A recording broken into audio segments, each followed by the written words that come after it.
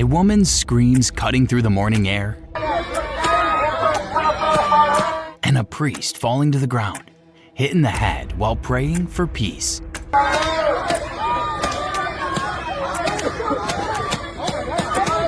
The moments that should have shaken a nation, but instead became just another day in Trump's America. While families cried outside detention centers, celebrities have spoken out against ICE's actions. Zach Bryan criticized ICE in his song The Fading of the Red, White, and Blue, highlighting the fear and disruption caused by their raids. Jeff Bridges, channeling his iconic character from The Big Lebowski, called for peace and unity, encouraging everyone to calm the F down and abide together. Streets turned into checkpoints, homes into hunting grounds. People who built their lives here were suddenly treated like criminals. Behind it all stood ICE, Immigration and Customs Enforcement, a federal agency created to protect borders, but now seen by many as breaking families apart.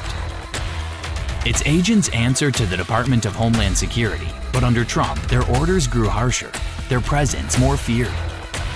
What was meant to be about safety started to feel like punishment. Reports poured in about raids gone wrong, mistaken arrests, and children separated from their parents. Investigations opened, but little changed.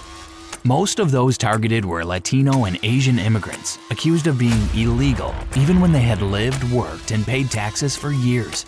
For them, justice was not a system, it was a hope fading under flashing lights. In this clip, the Alpha lot near O'Hare turns from a waiting spot for rideshare drivers into a federal sweep. ICE agents move in, questioning people about their citizenship and demanding papers right beside their cars. One man is handcuffed while others stand frozen, unsure if they're next. A few cars get towed as agents in masks patrol the lot like it's a crime scene. The government calls it a routine check, but to anyone watching, it looks like a show of power meant to scare working immigrants more than protect the country.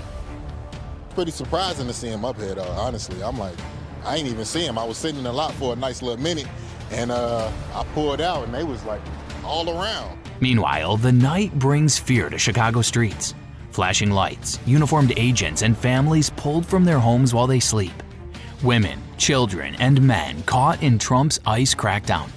It is terror disguised as law, leaving communities shaken and powerless. Then comes the chaos. People shouting, officers shoving, hands grabbing at whoever stands in their way. You can see the fear and anger mixing in the streets. One side trying to hold the line, the other trying to break spirits. This is not about safety, it is about showing power. ICE moves like they own the streets, but the crowd pushes back because they are tired of being hunted. Another day in Trump's America. Same cruelty, new target.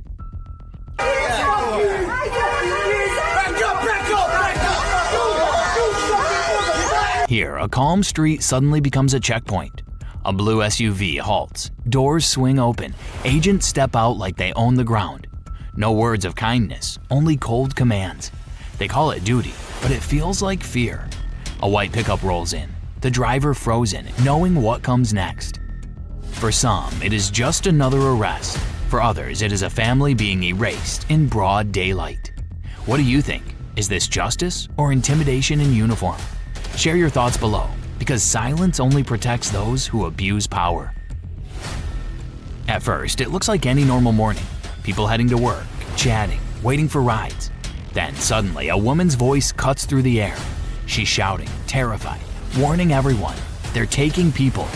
You can feel her fear, raw and real. She isn't crying out for attention. She's crying because she knows what comes next. ICE agents stand there, stone-faced, pretending it's routine. The city watches, frozen. Cars keep moving, pretending this isn't happening. This isn't law and order. This is fear pretending to be justice. They're arresting or detaining 3 people. Ay! La migra! Next comes the moment that should have shaken the country. A woman, a journalist, not a criminal, pinned face down on the street by men in Border Patrol gear. Her voice trembles as she tries to say her name. What's your name? What's your name? Debbie Brockman, I work for WGN. Let them know. I got you. But all they hear is authority. Cameras roll, neighbors watch, and still, no mercy. This is not law. This is intimidation televised. Trump's America made it normal to silence truth and call it justice. And when people protest, ICE calls it interference, the same system that fears a camera more than a weapon. Over in Broadview, the story feels painfully familiar. Families come with medicine, not protest signs, just hoping their loved ones inside can breathe a little easier. Yet ICE meets them with suspicion, treating compassion like a crime. Officers stare at pill bottles as if mercy needs clearance. This is what Trump's America created, a system that fears kindness more than danger and punishes love in the name of law.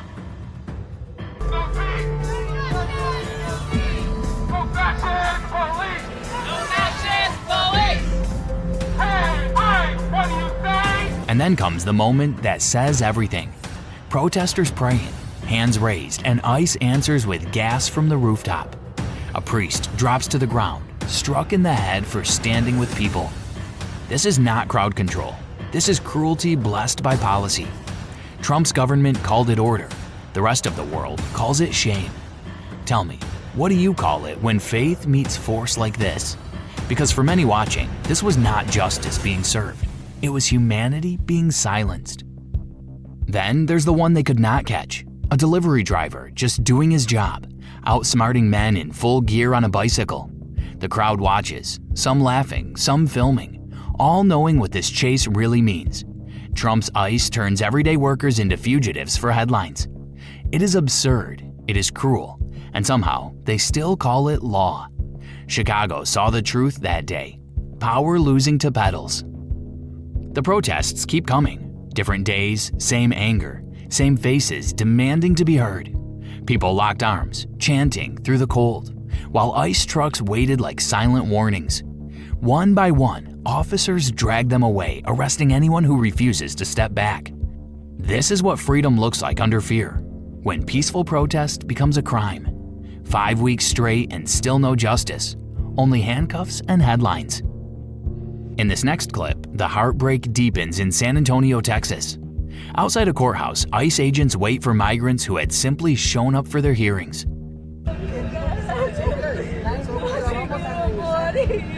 A pregnant woman cries that she cannot breathe. A father begs for his 6 daughters at home, and fear spreads through the crowd.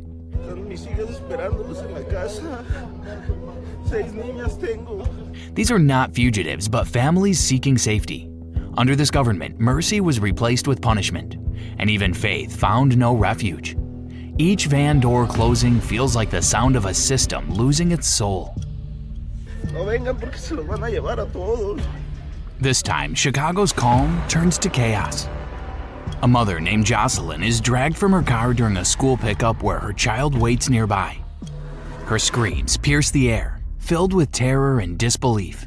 Surrounded by armed ICE agents, she pleads for a warrant that never appears. My name is Jocelyn from Cicero. They don't have a warrant. They didn't ask for one. They forcefully opened the door of the truck. It was locked. Witnesses watch in shock, questioning how a parent collecting her child became a target. This moment lays bare the cruelty of Trump's immigration crackdown. Families torn apart in public view, fear replacing freedom, and no trace of humanity left in those enforcing the law. Moving from city streets to open fields, the story grows even more heartbreaking.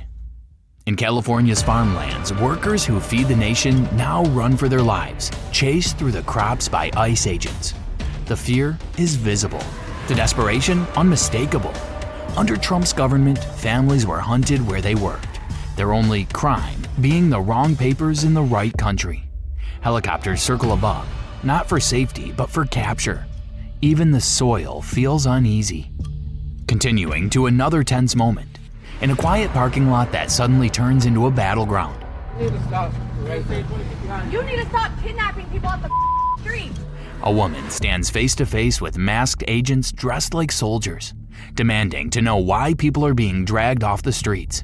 Her voice trembles with anger and fear. Under Trump's administration, ICE blurred the line between law enforcement and intimidation.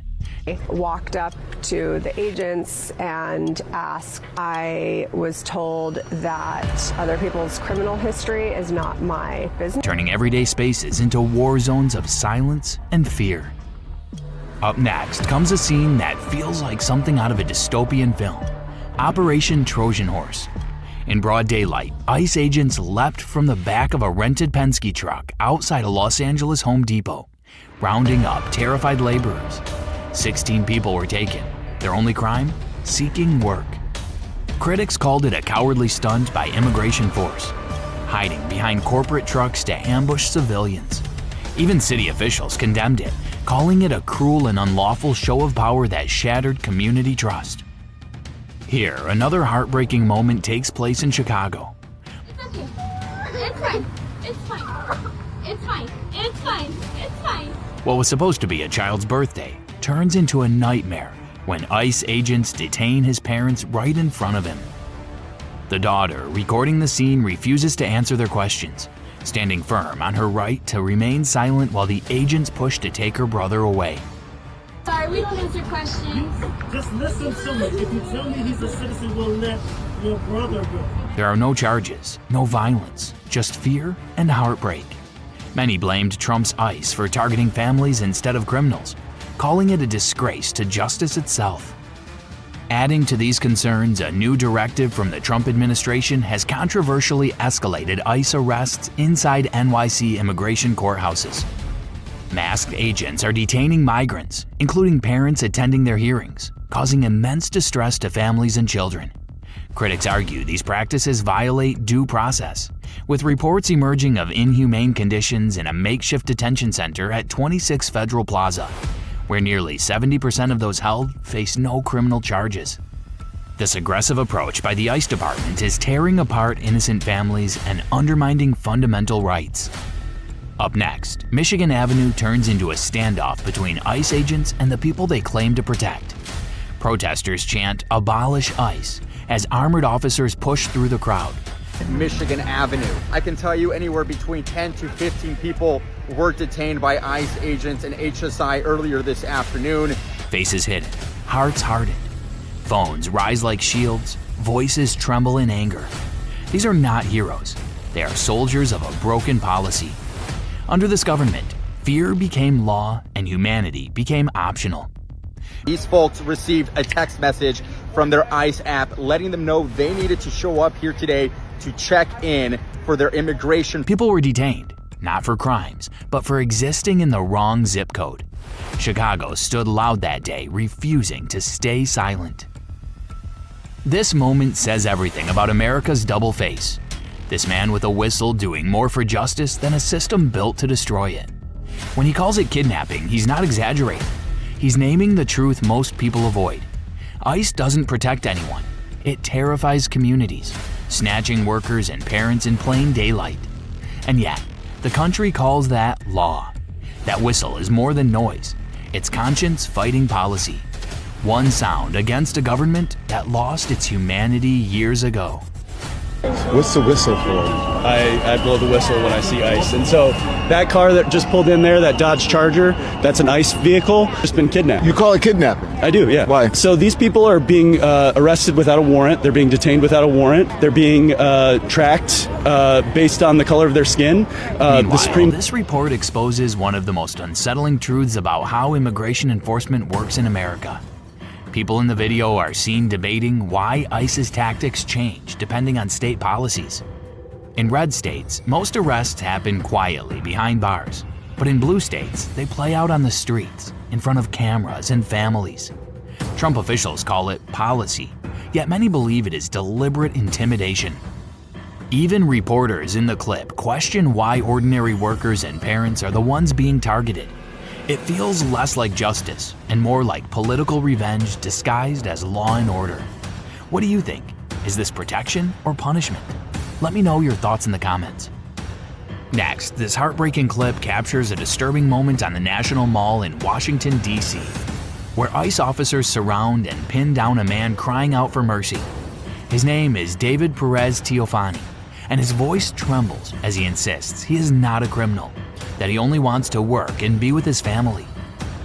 Watching it, you can feel the fear and helplessness that have become all too common under policies that treat human struggle as a threat.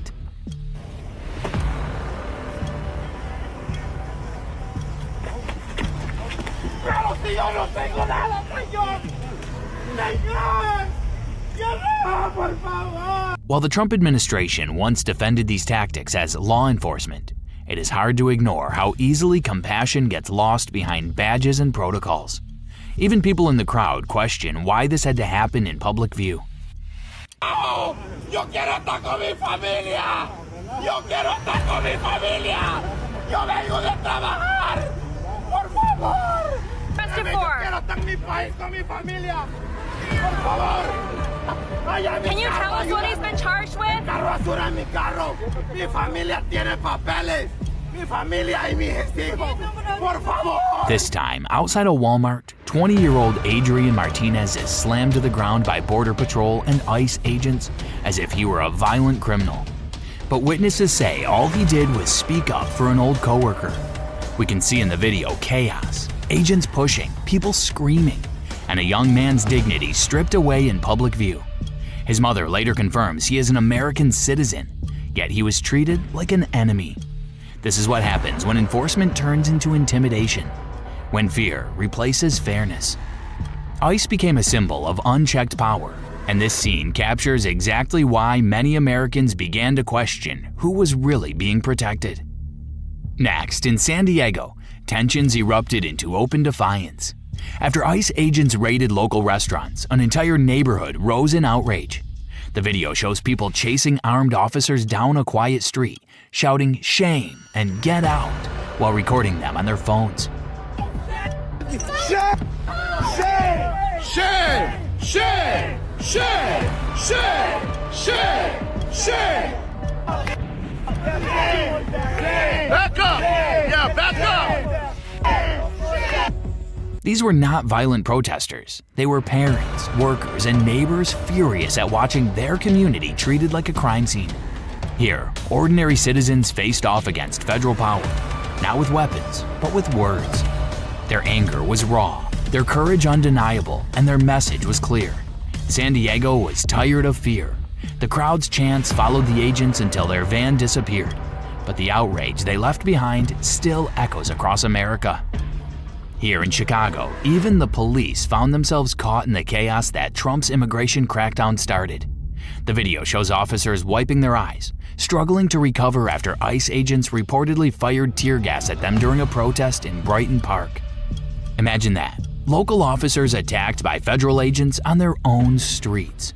As the city's mayor demanded answers, his frustration echoed what millions felt nationwide, a government turning on its own in the name of control. Under the Trump administration, ICE's reach often crossed lines of law and humanity, leaving even allies questioning who these raids were really protecting. We need ICE out of our city so that we can continue to focus on the strategies that have been working to drive violent crime down. This is one of the most heartbreaking moments I personally felt. A young woman in Chicago breaks down as she recounts how ICE agents took her father away in the middle of the night. Her voice trembles as she says he thought someone needed help when he opened the door. What he found instead were armed officers sent by a government obsessed with making headlines out of human pain. The man they took had lived here for 30 years, raised children, worked, paid taxes. Yet to ICE, none of that mattered. What mattered was numbers, not names. And while federal agents called it law enforcement, the rest of America saw it for what it was: fear disguised as policy. They won't open the door because they thought maybe one of us were in trouble or something happened to us. He never did anything that would have been nice. Meanwhile, another scene captures pure outrage as flashbangs explode and crowds fill the streets chanting "shame" through clouds of white smoke. You can hear the fear, the heartbreak, the disbelief in their voices. Families, workers, and neighbors all caught in chaos caused by an agency that was supposed to protect, not terrorize.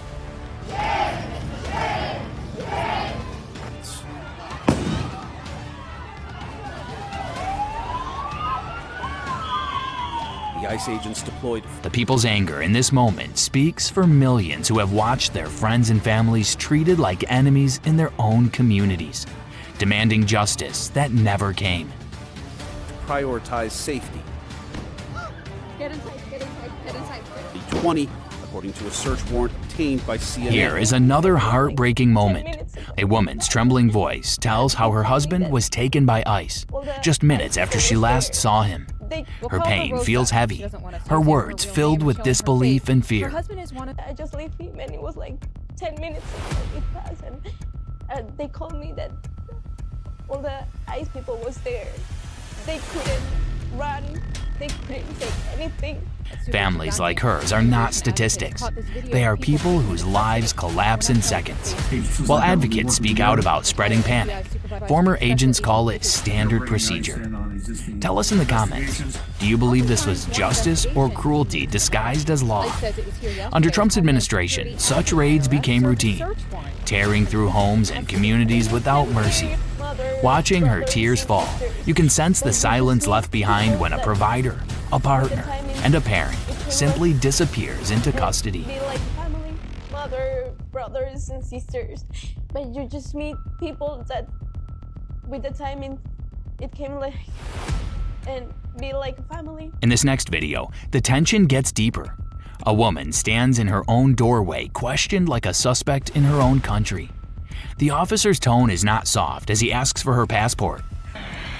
Somewhere? Can I see your passport, please? Do you have your visa? Her visa, her proof of belonging. When she finally says, I'm a U.S. citizen, When did you become a U.S. citizen? it feels like a cry for dignity rather than an answer. The Supreme Court has now cleared the way for racial profiling, legitimizing what so many feared, being treated as foreign simply for looking a certain way. How policies once meant to protect have instead turned ordinary citizens into targets, leaving a lingering question about what justice really means anymore. The Supreme Court cleared the way for federal agents to racially profile immigrants based on their color of skin, accent, and their race. And this is Up next, the footage captures yet another day of fear and outrage. A woman shouting, ICE is here, as agents in tactical gear surround a local market. ICE is here! ICE is here! ICE agents on the ground. Behind the yellow tape, community members stand frozen, watching families torn apart in real time. One woman breaks down, her voice trembling as she cries, "We have to stop this somehow." But what can ordinary people do when government power turns so cold? People, and I can't take it. What is anybody doing about this? Trump-era enforcement stripping away compassion and turning workplaces into crime scenes. Protesters are holding signs, their anger rising against a system that treats human lives as statistics, not stories. Moving forward, the scene turns deeply human. A young, undocumented worker sits under the harsh sunlight. I'm undocumented, so my parents came in 2008 when I was about, I believe, 7 or 8 years old. His voice trembling between courage and exhaustion. He speaks about working every day just to feed his family. Standing in Home Depot looking for work to feed our family, is that a crime? Is that our crime? Then looks straight at the camera and asks, is that a crime? The pain in his voice exposes more than policy failure. It reveals the cruelty that took root. Even his friends in the military admit it feels wrong. Tell me in the comments, do you think ordinary workers deserve to live in fear for simply trying to survive? His final words linger, "Don't treat us like animals." And for a moment, the silence says more than any headline ever could. Right? It's the American dream. It's the freedom of speech. The First Amendment. Anything else you want to say about what's happening in this country right now? Don't treat us like animals.